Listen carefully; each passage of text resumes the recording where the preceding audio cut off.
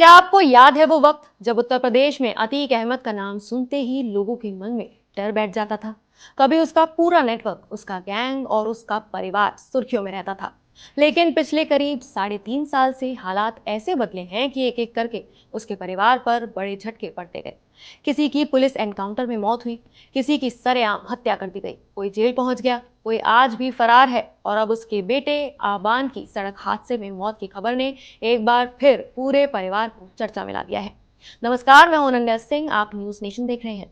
आज हम पूरी टाइमलाइन समझेंगे कि फरवरी 2023 से लेकर अगस्त 2026 तक आखिर क्या क्या हुआ है। अतीक अहमद का परिवार कैसे टूटता चला गया और आज इस परिवार में कौन जेल में है, कौन फरार है और कौन जिंदा है। सबसे पहले शुरुआत करते हैं उस घटना से जिसने इस पूरे घटनाक्रम की नींव रखी। 24 फरवरी 2023 प्रयागराज में दिन दहाड़े बसपा विधायक रहे राजूपाल हत्याकांड के मुख्य गवाह उमेश पाल और उनके दो सरकारी गदरों की गोली मारकर हत्या कर दी गई। इस हत्याकांड ने पूरे उत्तर प्रदेश को हिला दिया था। पुलिस ने आरोप लगाया कि इस हत्या की साजिश अतीक अहमद और उसके गैंग ने रची थी। इसके बाद यूपी पुलिस और एसटीएफ ने बड़े स्तर पर कार्रवाई शुरू की। यही वो मोड़ था जहां से अतीक अहमद के पूरे नेटवर्क पर शिकंजा कसना शुरू हुआ। इसके 3 दिन बाद 27 फरवरी 2023 को उमेश पाल हत्याकांड के आरोपी अरबाज का पुलिस से सामना हुआ। पुलिस का दावा था कि उसने पुलिस टीम पर फायरिंग की, जिसके जवाब में हुई मुठभेड़ में वो मार दिया गया। जांच एजेंसियों के मुताबिक उमेश पाल हत्याकांड में इस्तेमाल हुई क्रेटा कार अरबाज ही चला रहा था।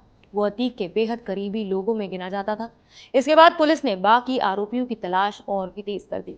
6 मार्च 2023 उमेश पाल हत्याकांड का एक और आरोपी विजय चौधरी उर्फ उस्मान भी पुलिस मुठभेड़ में मार दिया गया। पुलिस का कहना था कि उसी ने उमेश पाल पर पहली गोली चलाई थी।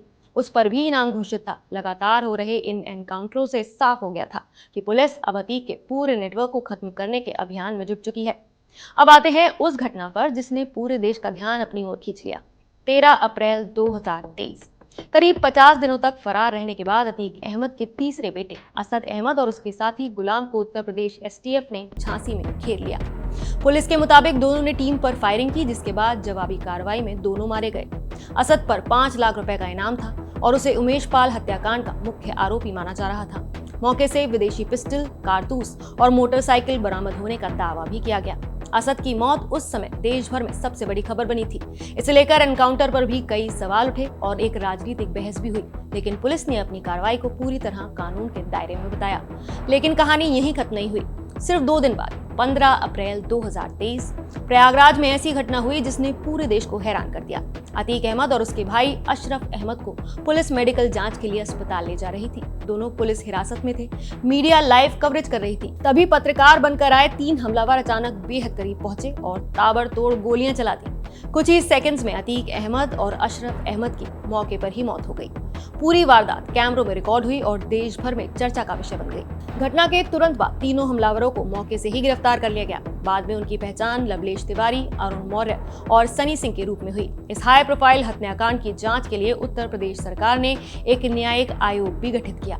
इसके बाद अतीक अहमद का परिवार लगातार कानूनी कार्रवाई और मुश्किलों के बीच घिरा रहा। अतीक की पत्नी शाइस्ता परवीन पर भी उमेश पाल हत्याकांड में साजिश रचने का आरोप लगा। पुलिस ने उन्हें वांछित घोषित किया। कई जगह छापेमारी हुई, लेकिन आज तक वो पुलिस की गिरफ्त से बाहर है। उधर अतीक के बड़े बेटे उमर अहमद पहले से अलग अलग मामलों में जेल में हैं। दूसरे बेटे अली अहमद भी न्यायिक हिरासत में है और नैनी सेंट्रल जेल में बंद बताए जाते हैं। इसी बीच परिवार के 2 छोटे बेटे आबान और एहजम, जो इस समय नाबालिग थे, उन्हें बाल संरक्षण गृह में रखा गया था। बाद में अक्टूबर 2023 में दोनों को वहां से रिहा कर दिया गया और वो अपने रिश्तेदारों के साथ रहने लगे। अब आते हैं सबसे ताजा घटनाक्रम पर। अगस्त 2026 अतीक अहमद के बेटे आबान की सड़क हादसे में मौत हो गई। जानकारी के मुताबिक आबान अपने भाई अली अहमद से मिलने जेल जा रहा था, तभी रास्ते में यह हादसा हो गया। इस खबर के सामने आने के बाद एक बार फिर अतीक अहमद का परिवार सुर्खियों में आ गया है। अब सवाल यह है कि आज अतीक अहमद के परिवार की स्थिति क्या है। अगर मौजूदा स्थिति देखें तो अतीक अहमद और उसके भाई अशरफ की 2023 में ही हत्या हो चुकी है। तीसरे बेटे असद अहमद की 2023 में एसटीएफ एनकाउंटर में मौत हो गई थी और चौथे बेटे आबान की सड़क हादसे में मौत हो चुकी है। बड़ा बेटा उमर अहमद जेल में है और दूसरा बेटा अली अहमद भी जेल में बंद है। पत्नी शाइस्ता परवीन अब भी फरार मानी जाती है और पुलिस उसकी तलाश कर रही है। सबसे छोटे बेटे एज़म के बारे में उपलब्ध जानकारी के अनुसार वो बाल संरक्षण गृह से रिहा होने के बाद अपने रिश्तेदारों के साथ जीवन बिता रहा है। अगर पिछले 3.5 साल की पूरी टाइमलाइन देखें तो ये साफ दिखाई देता है कि कभी उत्तर प्रदेश के सबसे प्रभावशाली माफिया परिवारों में गिने जाने वाले इस परिवार की तस्वीर अब पूरी तरह से बदल चुकी है। एक समय जिस परिवार का नाम अपराध की दुनिया में सबसे ताकतवर माना जाता था, आज उसी परिवार के कई सदस्य मारे जा चुके हैं, कुछ जेल में हैं, एक अब भी फरार है और बाकी सदस्य अलग अलग कानूनी मामलों और मुश्किल परिस्थितियों का सामना कर रहे हैं। हालांकि ये भी याद रखना जरूरी है कि परिवार के जिन सदस्यों के खिलाफ मामले अभी भी अदालतों में लंबित हैं, उनके दोष या निर्दोष होने का अंतिम फैसला अदालत ही करेगी। किसी भी आरोपी को कानून की नजर में तब तक दोषी नहीं माना जाता है जब तक अदालत उसे दोषी न करार दे दे। फिलहाल आबान की मौत के बाद एक बार फिर अतीक अहमद के परिवार की कहानी चर्चा में आ गई है।